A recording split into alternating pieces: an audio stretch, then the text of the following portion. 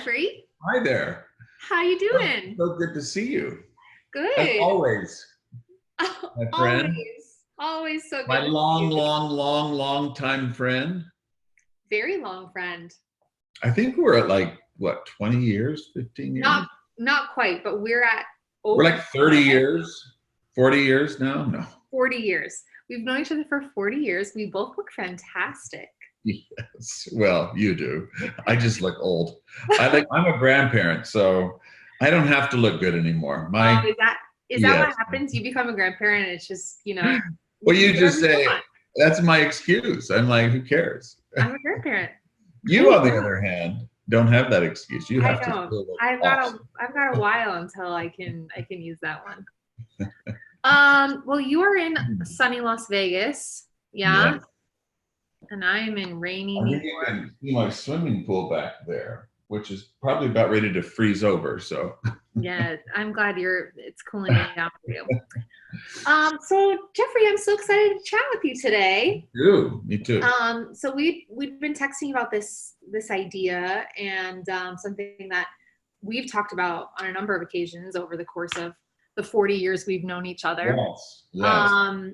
And yeah, basically this idea that for a singer to be successful, they need to have the right amounts of talent and ability to do hard work.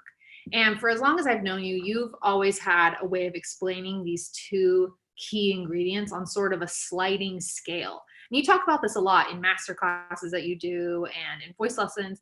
And how do you explain these two ideas, these two kind of essential components of success for a singer? Well, let me approach it two different ways. First of all, I think it was Marilyn Horne. I watched a interview with Marilyn Horne, I don't know, 25 years ago, maybe, which means I'm approaching like 35 years old. Yeah. Wow. And she was giving a master class, and for those of you who don't know Marilyn Horne, she's a very, very famous mezzo operatic singer.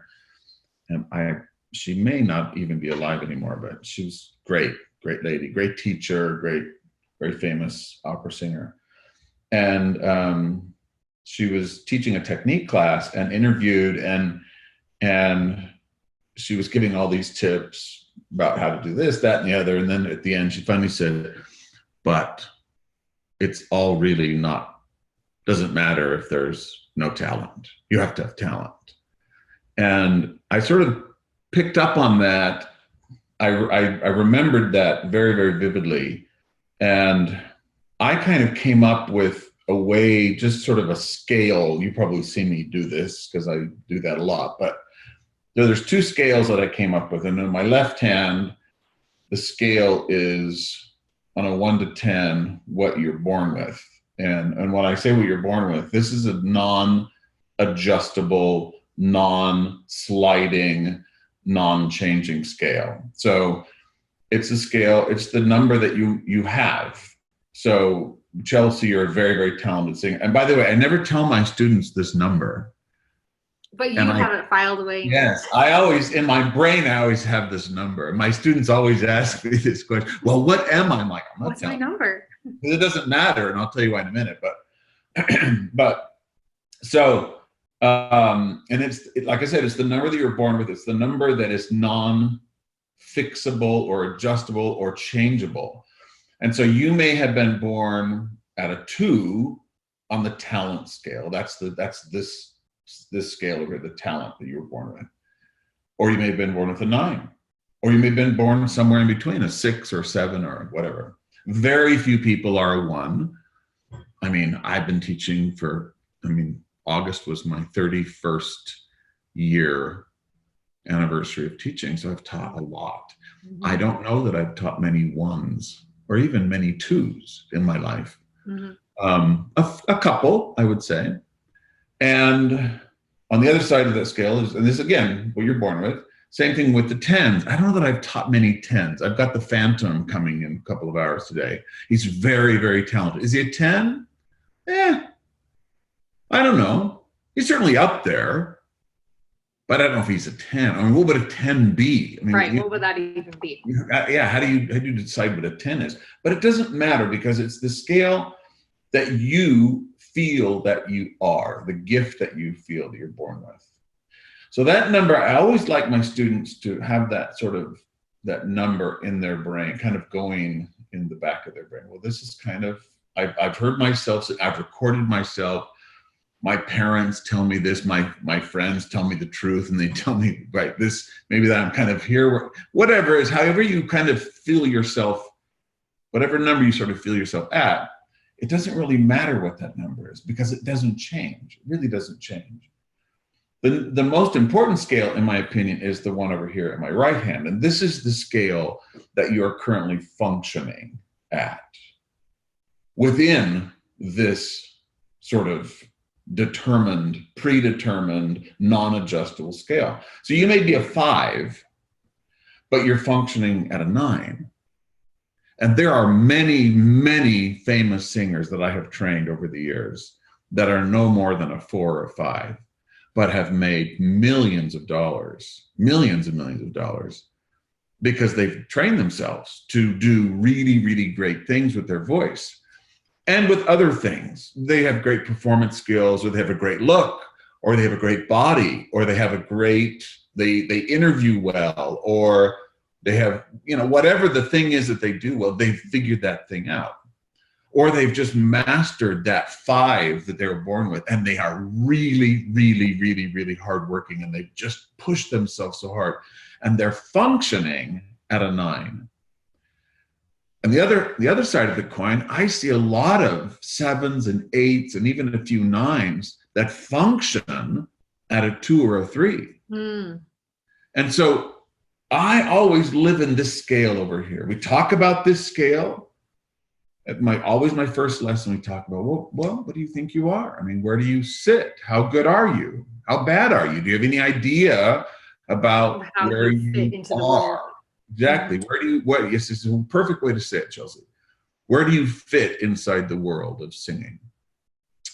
Because that scale will never be talked about in my studio. Now we have to get to work and say, well, how hard of a student are you? I mean, how hard do you work as a student? How much time are you willing to put in? Are you willing to practice? Are you lazy? Are you a person who is dedicated to this? Because I can't change anything. I don't have any capacity or ability or magic potion or spell at all. I can't do anything. I don't do anything as a voice teacher. Zero. I do nothing. That took me a long time to learn that truth. Mm-hmm. I do nothing. I have students who are 2s and 3s and 4s and 5s who have achieved amazing success in their lives as singers.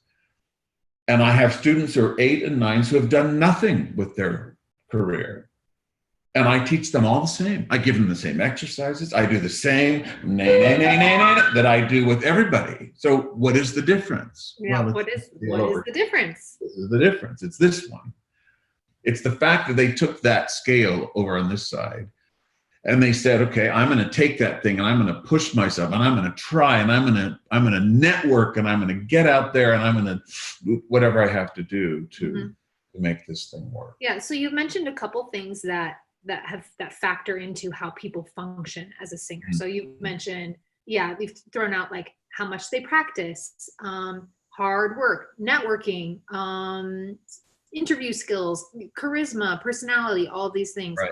I guess in terms of, because success as a singer looks like a whole host of really a variety of things, also depending on what kind of music you sing and what market you live in and what you're trying to do. But I guess in terms of really becoming a great singer, no matter what do you think are the key factors that help a singer, no matter their talent level, function at their very best?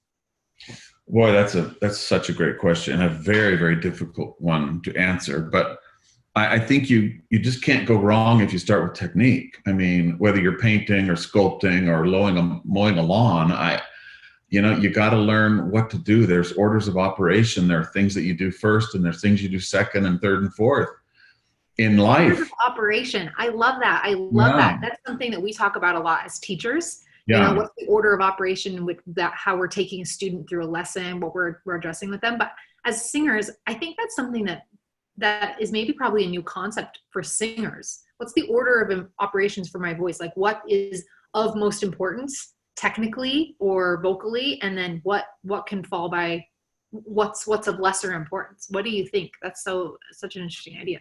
Well, it's funny because musicians, vocalists especially vocalists, tend to not be very analytical personalities. They tend to be emotional. Very true. Because you tend to not be emotional if you're a violinist or a pianist. You tend to be pretty analytical because you have to be. If you're a theorician, if you're really into theory and transposition, all that kind of stuff as a pianist or other instrumentalist, you really, it's not, you can't be emotional as a pianist. You have to do the work. You have to. You can't wing it if you're a violinist on stage. You can't. But singers wing it all the time. Mm-hmm. They fake it. They fake it all the time, but not the best ones. The best ones don't. They have learned, they've learned the trick. They've learned the order of operations. As you were talking about that, I was thinking back in algebra, and people that know me will laugh because I am not a math guy. But I remember algebra and FOIL, that first outside, inside, last, when you're solving that algebraic equation. And all you had to do is learn the formula. If you just learn the formula, the math problem is very, very, very simple. But if you have no idea what the formula is, you look at those numbers on that page and go, it might as well be an ancient Egyptian, because you have no clue what to do with it. Yep. But if you learn that very, very, very simple, basic formulaic equation, it's so simple. And I think that everything in life, I mean, I can say that at nearly 60 years old, everything in life really can be distilled down into formula. And I think singing is very much like that. Now, we have to go back to our scales and say, okay, so if I take this really untalented singer and give them the formula, does that mean that they'll end up a 9? Nope, it doesn't. But what it does mean is that I can get them to sing with balance. I can teach them to not yell. I can teach them to not have a voice that has no chest voice. I can do that. I can get them to not have a big in the middle of their voice. I can do that. I can get them to improve their pitch by increasing their functionality. So there are things that we can do with the worst of the worst of the worst. And I've had some of those where I was like, I don't know how to fix this. And I would go back to the formula and I'd say, well, what do I know? Well, I put them on a 5-tone odd, and I realized this singer has no chest. So what's the formula for chest? Well, if there's no chest, I put them on a vowel that's wider and more open, and all of a sudden there's a chest voice. Is the singer talented? No, it's a 3, it's a 2. But giving them chest voice makes them appear on this scale on this side that they're better than they actually are. Mm-hmm. And eliminating this scale over here and only dealing with the 2 will make them feel just as bad as they are genetically coded. And that's the tragedy, in my opinion. And that is the beauty of teaching, of education.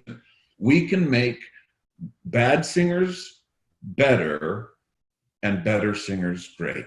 And that's what I believe in. I really do, because we teach that formula. That formulaic pattern can be applied to anybody, as long as they're not genetically damaged in some way. As you know, I have this son, Andrew, who's got cerebral palsy. He's mentally retarded. He's 23 years old, doesn't walk, and he's mentally a 4-year-old. And no amount of therapy will change his cerebral palsy because he's limited genetically. But anybody else, I can teach to dribble a basketball, I can teach to walk, I can teach to run and play, but I can't teach Andrew that because he doesn't have that capacity. So in that sense, he's down here on that scale. He's a 1 or a 2 because he's limited genetically.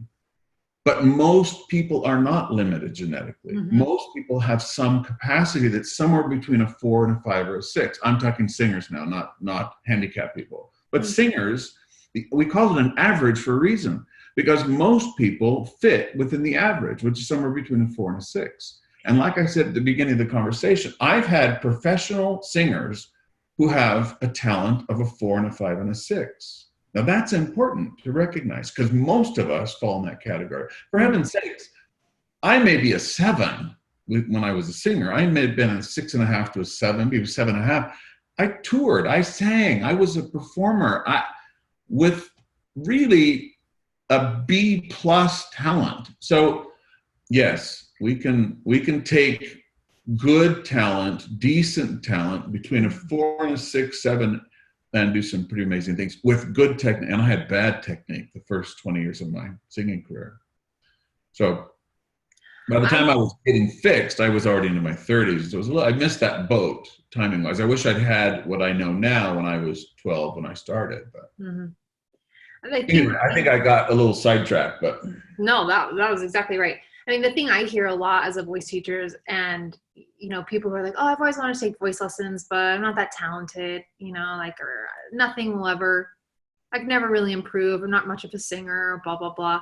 And this really, I found this to be so true. This scale of what you're talking about being able to take singers and get them functioning on a higher level. It is so true. I'm just adding my testimony to yours that singers can improve. It is just like any other skill. Truly, just like any other skill, you just learn, like you said, the order of operations. And one thing I want to bring you back to that, because I think there's like a kind of secret sauce here that singers will probably want to know about, is what is the order of operations? Like, what is the most important thing? And the thing you mentioned with, someone with fairly limited talent, natural talent, was getting them to sing with their chest voice. If they don't have a chest voice. If they don't have a chest voice, right? If they're singing, connecting speech to song, connecting talking to singing, and letting those two be really more similar than not, that is sometimes a huge takeaway for singers to realize, like, oh, wow, I can use this skill that I literally use every day, my speaking voice, and put that into song. And all of a sudden I sound way better, way more in tune, way more musical than I ever did before, if that was something they were lacking. I think you're hitting something that's so incredibly important. When I was at my university, where I went, I remember taking a graduate level pedagogy class, and at the end of the class, the final was we all had to bring in a student and teach a lesson. And we all had these yellow pads, and then we would write down the notes that we thought would be appropriate for that student teacher, to give to them after the end of I think there were 20 of us in the class. We would then tear off the paper and hand it to the teacher about their lesson that they taught for this final. We were never told what to do. We were never told ever how to teach a lesson, not one time in an entire semester. And when I figured out that what a 5-tone aw does, how do you assess a voice if you don't do a 5-tone aw? Think about that. Think about the brilliance. I know what a 5-tone aw is, but what's a 5-tone aw, Jeffrey? What do you do and take a singers through in a process? Well, 5-tone aw, we start this, a female singer on G below middle C and a male singer at B below middle C, generally speaking. And we take them up, and we see what they do. If they have no chest voice, they go, oh, like you just demonstrated. We know immediately, okay, there's a problem. That singer doesn't have a chest voice. And so we know, okay, that's the first thing I'm going to do. I'm going to start working chest voice. And if they have two, they go, and they start yelling nothing but chest. The first thing we know, to order of operations, as you said, the first thing we do is we say, well, you have too much chest voice. Let's see if we can help you with that. Because you can't get past that first heavy part of the voice. And we're trying to get you more head voice. Mm-hmm. We got to get out of that chest voice, right? Yep. But I sat in that class not having any idea that there was no assessment going on. We just watched everybody teach them. We clap and tell them it was wonderful. I had no idea. I was a teacher at that point, right? Right. And when I first started learning about this idea that, wait, you can assess somebody with a 5-tone aw? You can so listen and hear. Stupid and simplistic. And yet and that is the brilliance of it, because it's just so basic and simple. Yeah. And I'd say, for us as teachers, and Jeffrey, you're the CEO of IVA, Institute for Vocal Advancement, our teaching organization that has a teacher training program for teachers all around the world. So, we get this, those of us who are in this particular education, we are all so familiar with this. But I think the takeaway for singers is it's really crucial to have some kind of assessment of, where's my voice right now? Where's my voice in this year? Where's my voice this week? And to be with a teacher who can pinpoint and address what's really going on in the voice. Oftentimes as singers, we come into voice lessons and say like, oh, I'm running out of breath. My tone isn't good. My pitch isn't good. And we describe all these symptoms that we experience as singers, but we don't necessarily understand what the root cause of these symptoms are. And that's what they are. They're symptoms. They're not the actual problem. Pitchiness sure is a problem, but the root cause is usually something else. It's usually an imbalance between chest voice and head voice, or a brain throat coordination thing, right? And so I think a takeaway for singers is get with the teacher who can help you assess what are your current tendencies as a singer. And back to this talent versus function, talent versus hard work scale is, okay, what's the tendency over here? And how can we then address that function wise? How can we get you operating at a much higher level? I'll tell you a short story. When I was in a former life, I was a school teacher and I taught elementary school. I taught 4th and 5th grade. And my first year, that was right out of graduate school. I was just a young teacher. And I walked into these classrooms, and the first thing I did, I did an assessment, and I tested math and reading. And this first year I was teaching 5th grade, and the average reading score was 1st grade first month in a 5th grade classroom.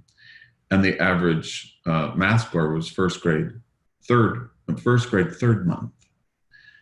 And I went to my principal and I said, we have a little bit of a problem here, because these 5th graders are functioning at a 1st grade level. And you've given me books for 5th grade, but they can't read or do the math at a 5th grade level. And he said, teach them 5th grade. And I said, but they're going to middle school next year. They will be eaten alive in middle school. They cannot possibly function at a 6th grade level. In, I think it was 182 days, we had a year of teaching. And I can't do that. I can't give them 4 years of education in 1 year. It's impossible. And he said, your job is to teach 5th grade. Now go teach it. I lasted for 3 years in the school district because it was a lie. I was teaching a lie. I mean, so my assessment in that setting was completely useless. And I felt incredibly hamstrung by that experience. I did my best. I worked very, very hard. I mean, it was an incredibly rewarding 3 years to work in this inner city, very, very, very difficult school system. But no matter whether I was good, bad, or not, I gave everything that I had. And most of those kids dropped out of school by the time they were in high school, most of them, because the assessment had no value to the school district. None. They didn't care. I wanted to teach them 1st grade. And I figured if I could teach them 1st grade, I could probably get through that in about 3 or 4 months. I could probably have gotten them to 4th grade, 3rd grade even. But by teaching them 5th grade to prepare them for 6th grade, they were completely screwed. There was no relevance to them. They couldn't. It would be like me taking a 5-year-old or a 5-year-old student, or a 7-year-old student, putting him a 5 tone on, saying, let's sing some Wagner. That was the equivalent. And I was dealing with 2 classes like that, 57 kids. And it was a horrible, horrible experience. And I'm sharing that story with you so you recognize the value of a quality assessment that is then utilized as the nexus for your lesson plans and what you're going to do. That then becomes the thing that creates the lessons until you create another assessment. But it must be done. And without an assessment, you are flying blind. And we find that our younger teachers have learned this assessment and evaluation or discovery stuff so much better than even our older teachers, because we've pounded it into them so heavily. Assess, and do it right. And they are so much better teachers than even our more advanced teachers. Now, we love our advanced teachers as well, but they'll tell you, because they see these younger level 1s, level 2s, they're just amazing. Oh, yeah. Beating it into them. Yeah. So much, so heavily. So assessment is so crucial. Mm-hmm. I never understood that. In fact, I'll tell you one more story real fast. I took one of my very, very dear students to Los Angeles, had a teacher, dear friend of mine, teach this girl. And he puts her on a 5 tone on, takes her up, and he says to her, well, you have no chest voice. And he looks to me and he says, she has no chest voice. And I said, well, she's on middle C. Isn't that chest voice? That's how dumb I was. Now this is, 25 years ago, but I said, well, she's on middle C. That's chest voice. So chest voice is not a location, it's a function. Now, that's how silly my education was up to that point. Yeah. Chest voice is a function. It is not a location, although it is sometimes, they're linked, the location and the function. But chest voice is a function. Head voice is a function. And that bridging process that happens between the two experiences has to happen at the right place, or we get this really screwed up transition area. And the best singers in the world have mastered that ability to go from chest voice through this mixing process into the head voice. And if you don't have that, you are really limiting yourself, really, really limiting yourself. So the best thing you can do is learn to emulate and follow those who have gone before you, who have figured this out. If you're a struggling student, struggling teacher, struggling singer, listen to the people that have mastered this, and you will avoid pitfalls that are very, very, very deadly as a singer. Yeah. Who are some of your favorite singers that emulate this balance? Here at the Balanced Singer, we're all about balance, but what you're talking about here is chest voice into a mix, into head voice, and that all being a balanced experience. Who are some of your favorite voices, either that you've worked with or recording artists that we would all know that we can listen to, we can hear this high functioning? It's a very, very difficult question to answer, because it's like asking how much does a dress cost? Yeah. There's so many ways to answer that question, but I think Barbra Streisand was probably one of the best natural, easy, balanced voices of all time. I think Julie Andrews, I'm just sort of staying middle of the road, not really belty, not really heavy, and not really just sort of. I think they were both really amazing women. I love Anthony Warlow, who's a musical theater singer from down under, from Australia. I love him a lot. I love Sutton Foster. I love Kristen Chenoweth. I love Pavarotti, of course. I love Carreras. I like Placido Domingo, although sometimes he get heavy. I love Andrea Bocelli. I love Josh Groban, especially on album number 1. My students, I love Jordan Bluth. I think he's one of the finest singers on the planet today. And I can say that because I'm arrogant and cocky and I trained him, but no, I'm kidding. But he came to me brilliantly talented. He didn't have a head voice, and we helped him get a head voice, and it's been wonderful for him. But he graduated from Indiana and had oodles of talent before I met him. Who else? Give me a genre, and I'll throw some more at you. Pop singers. Whitney Houston was always very, very dear to me because we're almost exactly the same age. So I graduated in high school, and she was just starting her career when that was going on.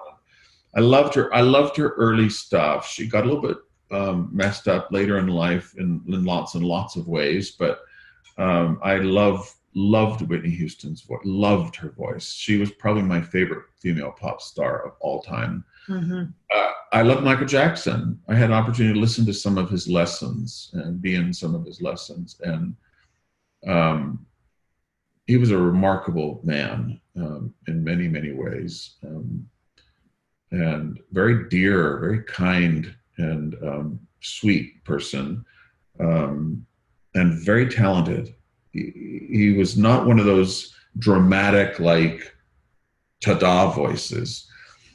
So agile and flexible, and amazing. Let's see, who else have we got? This is a good list. This is a good list. Yeah, I think there's many, many, many more, but I love Doris Day. Most people won't remember who she is, but que sera, sera, whatever will be, will be. I loved her because her voice was effortless. Mm-hmm.